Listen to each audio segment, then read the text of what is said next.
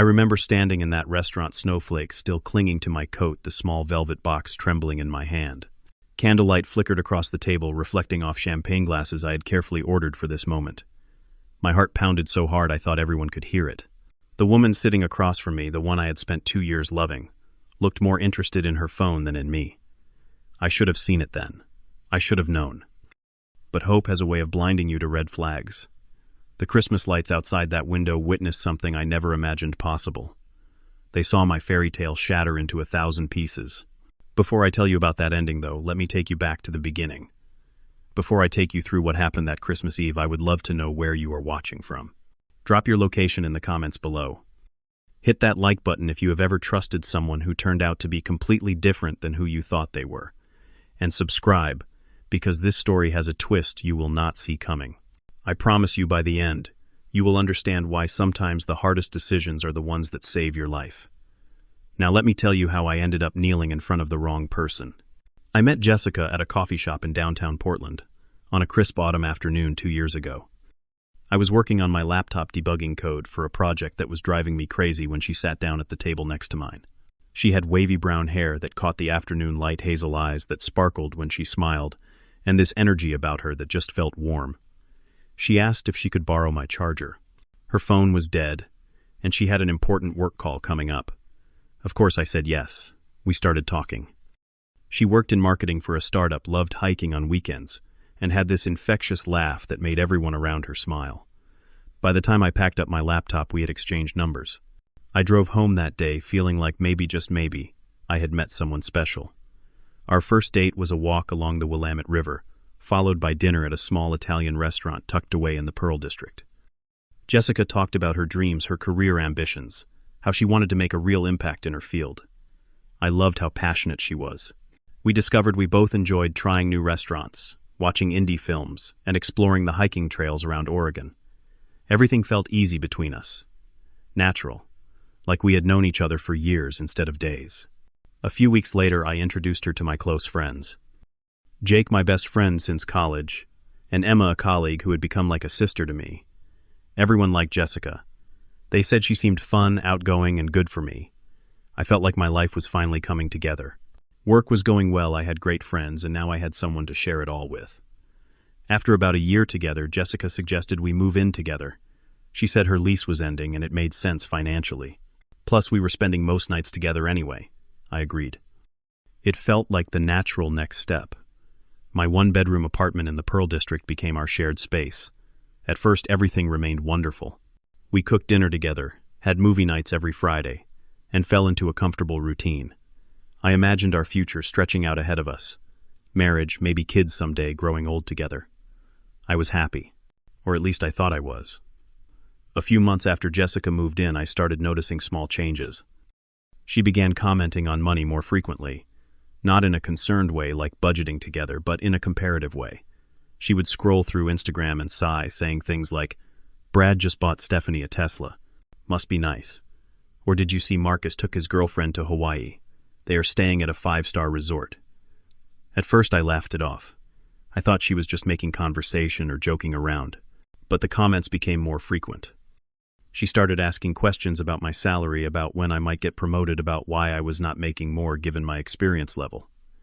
Each time she said something, I felt this small knot forming in my stomach. But I pushed it aside. I told myself she was just stressed about her own career, that maybe she grew up differently than I did and had different expectations. The real turning point came one evening when Jessica wanted to go to a newly opened upscale restaurant everyone was talking about. I looked up the menu online. Entrees started at $150 per person, not including drinks or dessert. I suggested we pick somewhere else, somewhere more reasonable. I was saving money for our future, maybe a down payment on a house eventually. Jessica's face changed completely. Her eyes went cold. She said, "You make 6 figures and you are being cheap." I tried to explain. I told her I was not being cheap, I was being responsible. We had goals, plans. She cut me off. They do not nickel and dime their girlfriends. They treat them right. She compared me to her coworkers' boyfriends again. We ended up going to a different restaurant that night, but the mood was ruined. The whole dinner felt tense. I kept thinking, am I not doing enough? Am I not enough? I tried to rationalize her behavior. Jessica came from a well-off family. Her parents lived in a large house in the suburbs, drove luxury cars, took international vacations every year. She was used to a certain lifestyle. I told myself she just needed time to adjust to the reality of two people in their late 20s building a life together. When Jake pulled me aside one afternoon and said, "Dude, she seems a bit materialistic, does that bother you?" I defended her. I said, "She is just ambitious. There is nothing wrong with wanting nice things." But deep down, that knot in my stomach grew tighter. November arrived, and with it came a decision. Despite the rough patches, despite the uncomfortable conversations about money, I loved Jessica. I believed love could overcome these differences. I decided I would propose to her on Christmas. It would be romantic, meaningful, a fresh start for us. Marriage would show her my commitment. It would prove that I was serious about our future. I imagined us growing closer, working through our issues as a married couple. I genuinely believed that once she knew I was all in, things would get better. I went to a jewelry store in early December. I looked at dozens of rings trying to find the perfect one. My budget was realistic. After rent bills and my savings contributions, I had $3,500 to spend. It was not a fortune, but it was meaningful. I chose a white gold band with a 3/4 carat diamond. The cut was beautiful, the clarity excellent. The jeweler told me it was a timeless choice, elegant and classic. I held that ring in my hand and felt proud. This was not about the price tag. This was about the thought, the love, the promise it represented. I brought it home, tucked it into my sock drawer, and started planning the perfect proposal. I had no idea that the ring I chose with so much care would become the weapon she used to destroy everything. Christmas Eve morning, I woke up early. My stomach fluttered with nerves. I had made a reservation at the Observatory, an upscale restaurant with panoramic views of the Portland skyline. It was expensive, about $200 for the meal, but this was a special occasion. I wanted everything to be perfect. I checked the ring one last time, slipping the velvet box into the inner pocket of my vest. Jessica was still asleep. I watched her for a moment, imagining her face when I asked her to marry me. I pictured tears of joy, her throwing her arms around me, saying yes over and over. Tonight, I thought, everything changes. Tonight we start the next chapter. That afternoon, Jessica seemed off. She was scrolling through Instagram on the couch, her face set in a frown. She kept sighing loudly, clearly wanting me to ask what was wrong. Finally, I did. She showed me a post from someone named Stephanie. Apparently, Stephanie's boyfriend Marcus had just given her a diamond bracelet from Tiffany & Company for Christmas. Jessica said, "Did you see this? This is what I am talking about. Marcus knows how to treat his girlfriend." My chest tightened, but I kept my voice light. I said, "I have a surprise for you tonight. Trust me." She looked up, her eyes narrowing slightly. "What kind of surprise? Is it expensive?" I dodged the question. "You will see. Just get dressed up, okay? Wear something nice." She studied me for a moment, then shrugged and went to get ready. I exhaled slowly. Just a few more hours. The drive to the restaurant felt surreal. Christmas lights twinkled on every street corner. Families walked past, bundled in coats, carrying shopping bags and laughing. I reached over and took Jessica's hand. She was looking out the window, her phone in her other hand. The silence between us felt heavier than it should have. I tried to lighten the mood. "Remember our first Christmas together?" I asked. She nodded absently. "Yeah, that was it." No elaboration, no shared memory, just a single word. I told myself she was nervous, that maybe she sensed something big was coming. We arrived at the restaurant, and I opened the car door for her. She stepped out, smoothing down her dress. We walked inside, and the atmosphere wrapped around us.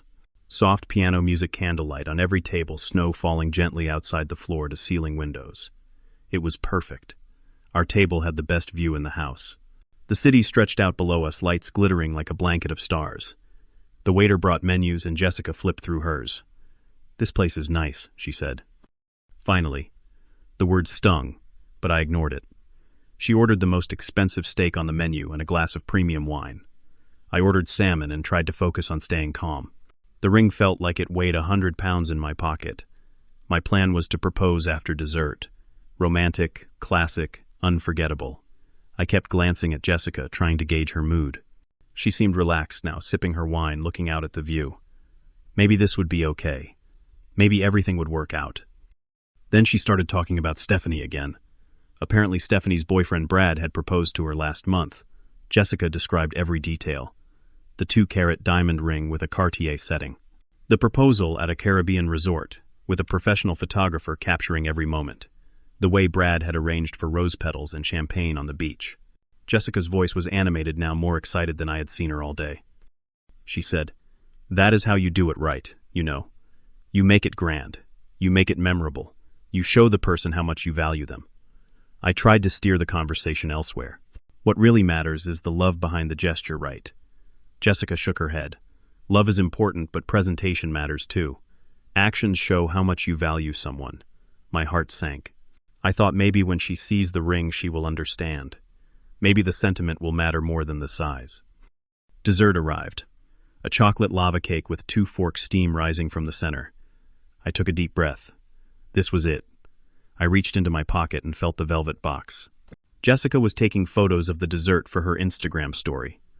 I said, "Jessica, can you put your phone down for a second?" She looked up confused. Then she saw my face, saw me standing. Her eyes widened slightly. I stepped away from the table, my legs shaking. Around us, other diners started to notice. Whispers rippled through the restaurant. I lowered myself onto one knee, pulling out the ring box. I opened it. The diamond caught the candlelight, sparkling brilliantly. I began, "Jessica, these past 2 years have been."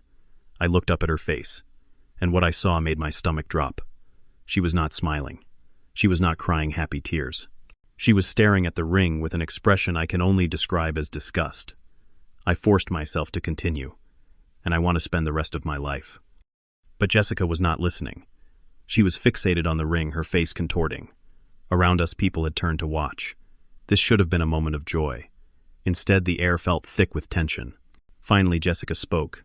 Her voice was loud, sharp, cutting through the romantic music. "Are you serious right now?" I froze. "What?" She gestured at the ring, her hand shaking. "This is what you got me." This, I tried to recover, tried to salvage the moment. "It is a beautiful ring, Jessica." I chose it carefully. She cut me off. I have been dropping hints for months, and this is what I get. This tiny thing. How many carats is this? 0.75. The restaurant had gone completely silent. Every eye was on us. I was still on one knee, the ring box open in my hand, feeling more exposed than I had ever felt in my life. I tried to explain. "Jessica, please, can we just—" But she was not done. Her voice grew louder, angrier. "Do you see anyone else here getting proposed to with something this pathetic? You make good money, Byron. I know you do. And this is all I am worth to you." I felt heat rising to my face. Humiliation washed over me in waves. I said quietly, "Jessica, please sit down. Let us talk about this." But she was standing now, leaning over me. Everyone in the restaurant was watching. The pianist had stopped playing. Waiters stood frozen mid-step. And then Jessica did something I will never forget as long as I live. She leaned down close to my face. I thought maybe she was going to whisper something, tell me we would talk about it later. Instead, she spat directly in my face. I felt the wetness hit my cheek, felt it slide down toward my jaw. Time seemed to stop. The entire restaurant gasped. I knelt there, stunned, unable to process what had just happened. Jessica straightened up, grabbed her purse, and stood there glaring at me like I was the one who had done something wrong. I stood up slowly. My hand moved automatically to my face, pulling out my handkerchief to wipe away the spit. The humiliation, the shock, the hurt, all of it crystallized into one single clear thought. This was not love. This was not partnership. This was not what I deserved. I closed the ring box and put it back in my pocket. I looked at Jessica, really looked at her, and I saw a stranger. How had I convinced myself I knew this person? How had I ignored all the signs leading up to this moment? My voice when I spoke was calm, eerily calm. "We are done." Jessica blinked. What I repeated myself, enunciating each word. "We are done. This relationship is over." She laughed, actually laughed. "Oh, please, you are being dramatic." I did not respond to her. Instead, I turned to our waiter who was standing nearby, looking mortified. I pulled out my credit card. "I will pay for the meal. Please bring the check." The waiter nodded quickly and hurried away. Jessica's demeanor changed instantly. The smugness evaporated. She grabbed my arm. "Wait. Byron, wait." "I did not mean it like that." I pulled my arm free. "Yes, you did." She started backpedaling, her words tumbling out fast. I was just surprised. I expected something different. I cut her off. You humiliated me in public. You spat in my face. Her eyes were wide now, panic creeping into her voice. I was overwhelmed. I was emotional. I shook my head. I do not want to hear it. The waiter returned with the bill. I signed it without looking at the total, took my copy and stood up. I grabbed my coat from the back of the chair. I am leaving. You can find your own way home. Jessica's voice rose. What? You cannot just leave me here. I walked toward the exit. She followed, heels clicking on the hardwood floor. Byron, wait. I pushed through the restaurant doors and out into the cold December night. Snow was falling harder, now swirling in the wind. It felt refreshing against my still burning face. Behind me, I heard Jessica calling my name. She caught up as I reached my car. Where are you going? You cannot just leave me here. I unlocked the car door. Watch me. She grabbed my arm again. Desperate now. This is crazy. Let us talk about this at home. I looked at her one last time. In the glow of the streetlights with snow collecting in her hair, she looked smaller somehow, less powerful. I said, there is no home anymore. Not for you. I got into my car and locked the doors. Jessica pounded on the window, her voice muffled through the glass. I could see her crying, screaming, but I could not hear the words anymore. I did not want to. I started the engine and pulled away from the curb. In my rearview mirror, I watched her standing in the snow alone on Christmas Eve. I felt no satisfaction, no revenge, just an overwhelming sense of relief. The drive home felt like traveling through a dream. My hands gripped the steering wheel, knuckles white. Adrenaline coursed through my body, making my hands shake slightly. But underneath the shock, underneath the hurt, there was something else. Peace. A strange, unexpected peace. I glanced at the ring box sitting on the passenger seat. The symbol of a future that would never happen. I thought I almost married her.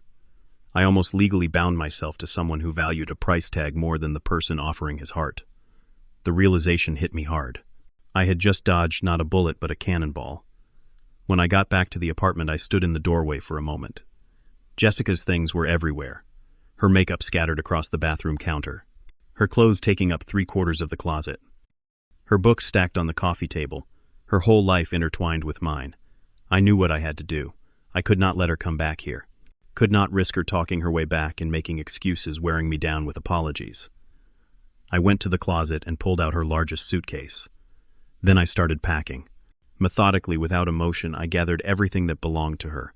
Every dress, every pair of shoes, every bottle of perfume, her laptop from the desk, her workout gear from the hall closet, her framed photos from the bookshelf. I worked quickly, almost frantically, as if her possessions were contaminated, and I needed to remove them before they infected my space further. Within 2 hours, I had filled 3 large suitcases and several cardboard boxes.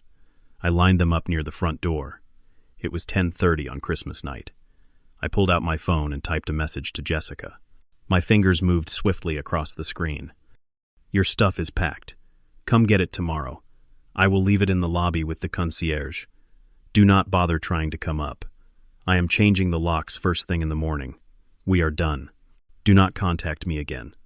I hit send before I could second-guess myself. Then I blocked her number. Blocked her on Instagram, Facebook, every platform where she could reach me. Each block felt like lifting a weight off my shoulders. I sat down on the couch, surrounded by boxes of her belongings, and exhaled. The apartment already felt different. Lighter. Like I could breathe properly for the first time in months. The next morning, Boxing Day, I called a locksmith. He arrived by 9 in the morning and had new locks installed within an hour. While he worked, my phone buzzed with the concierge calling from downstairs. Mr. Byron, there is a Jessica here to pick up some belongings. I told him to give her everything by the door and that I would not be coming down. I heard him relay the message. There was a pause, then muffled shouting. The concierge came back on the line. She is asking if she can come up to talk to you. I said firmly, no, just give her the stuff. Thank you. After I hung up, I sat on the couch listening to the locksmith's drill, feeling the finality of it all sink in. Over the next few days, Jessica tried everything. Emails appeared in my inbox, long paragraphs explaining how sorry she was, how she had made a terrible mistake, how the pressure of the moment had overwhelmed her. I deleted them without reading past the first line. Text messages came from numbers I did not recognize. I blocked each one. She sent direct messages on Instagram from newly created accounts. I blocked those too. She even tried reaching out through mutual acquaintances, asking them to tell me she wanted to talk. I told everyone the same thing. I was not interested in talking. I was not interested in explanations. I was done. Jake came over a few days after Christmas. I told him everything, every detail from the proposal to the spit to the immediate breakup. When I finished, he sat back on the couch and shook his head. Dude, he said, I am so proud of you. That took guts. He admitted he had been worried about Jessica for a while. He had noticed the way she talked about money, the way she compared our relationship to others. He had not wanted to say anything because he knew I loved her. But now he said he was relieved. Emma reached out too, offering to take me to dinner, telling me I deserved so much better. Their support felt like a lifeline. I realized that while I had lost Jessica, I still had the people who truly mattered. The ones who cared about me for who I was, not for what I could buy them.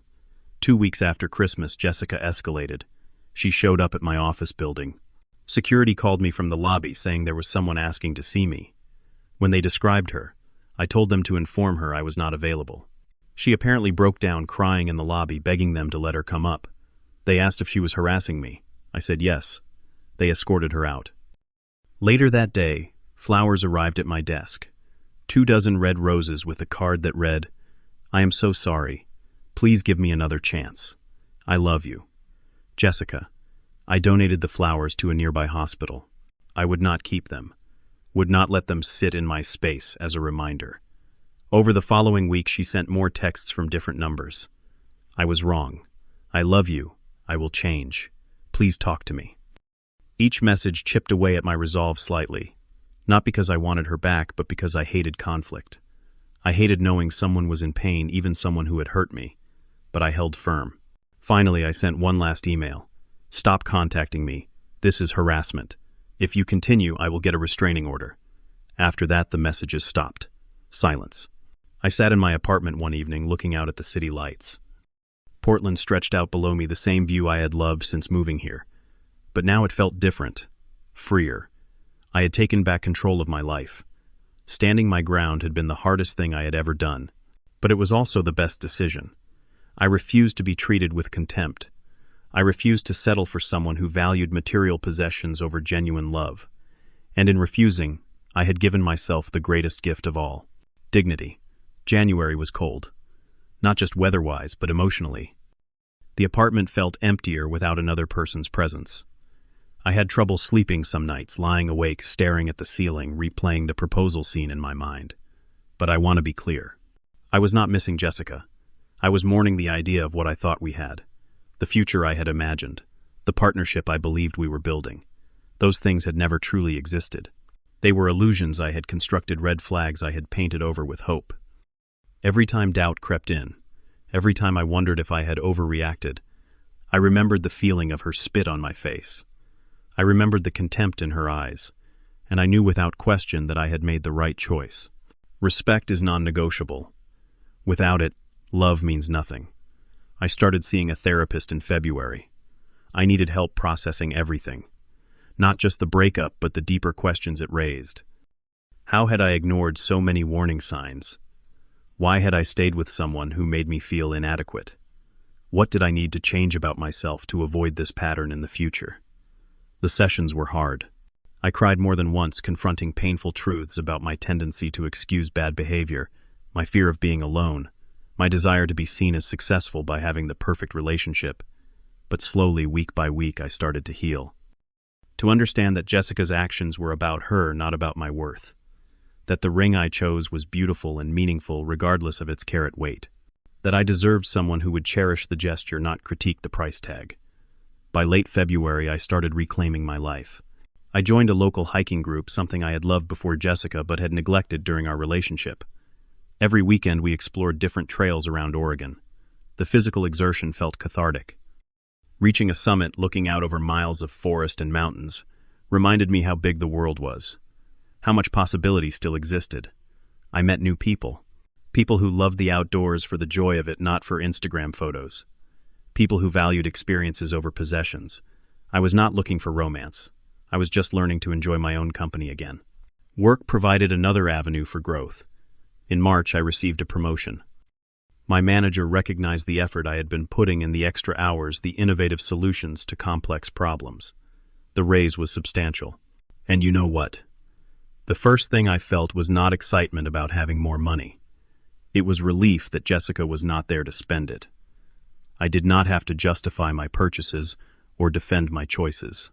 I could save, invest, or splurge on things that mattered to me without commentary or comparison. The freedom was intoxicating. I also reconnected with hobbies I had abandoned. I bought a camera and started learning landscape photography. Oregon's scenery provided endless subjects: waterfalls cascading through mossy forests, coastal cliffs battered by Pacific waves, mountain peaks piercing cloud banks at sunrise.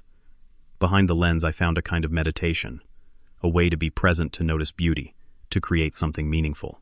I took classes, joined online forums, entered a few amateur competitions. For the first time in years, I was doing something purely for myself, not to impress anyone, not to build a shared hobby with a partner, just because it brought me joy. My relationships with friends and family deepened. I called my mom more often. We had long conversations about life, love, and lessons learned. She told me she had worried about Jessica but had not wanted to interfere. Hearing her relief that the relationship was over validated my decision even more. Jake and I started having weekly dinners, rotating who chose the restaurant. Emma and I collaborated on a work project that turned into a genuine friendship beyond the office. I was building a life rich with connections, with meaning, with purpose. And I realized something profound. Happiness does not depend on having a romantic partner. It comes from within, from knowing your worth, from surrounding yourself with people who uplift rather than diminish you. One afternoon in April, I pulled out the engagement ring. I had kept it tucked away, unsure what to do with it. Looking at it now, I felt no pain, no regret, just gratitude. This ring represented my self-worth. It represented the moment I chose myself over someone who did not value me. I decided not to return it, not to sell it. I put it in a safe deposit box at my bank. Maybe someday I would use the diamond for something else. Or maybe I would keep it as a reminder. Either way, it no longer held power over me. Looking back now, 6 months removed from that Christmas Eve, I can see the red flags with crystal clarity. Jessica always compared our relationship to others. She measured love in dollar signs. She showed more interest in what I could provide than in who I was as a person. When I tried to have serious conversations about our future, about saving money, or making responsible choices, she dismissed my concerns as being cheap. She never once thanked me for the things I did do: the surprise weekend trips, the thoughtful gifts chosen specifically for her interests, the dinners I cooked, the support I offered when her work stressed her out. None of it mattered because it did not come with a luxury brand name attached. I ignored those red flags because I wanted to believe in us. I told myself she was ambitious, not materialistic. I told myself she would grow, would mature, would learn to value substance over surface. I made excuses for behavior that should have been deal breakers. And that is on me. I should have trusted my instincts earlier. I should have recognized that love requires mutual respect. That partnership means supporting each other's values, not constantly pushing for more, bigger, better, flashier. The lesson I learned, the one I carry with me now, is simple but profound. When someone shows you who they really are, believe them the first time. Do not wait for a dramatic revelation.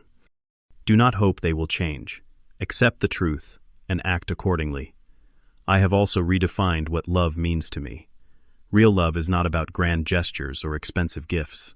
It is about how two people treat each other every single day. It is about support during difficult times. It is about appreciation for small kindnesses.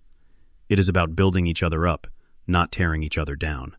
It is about respecting boundaries and valuing honesty. The right person will not care if the ring is half a carat or 2 carats.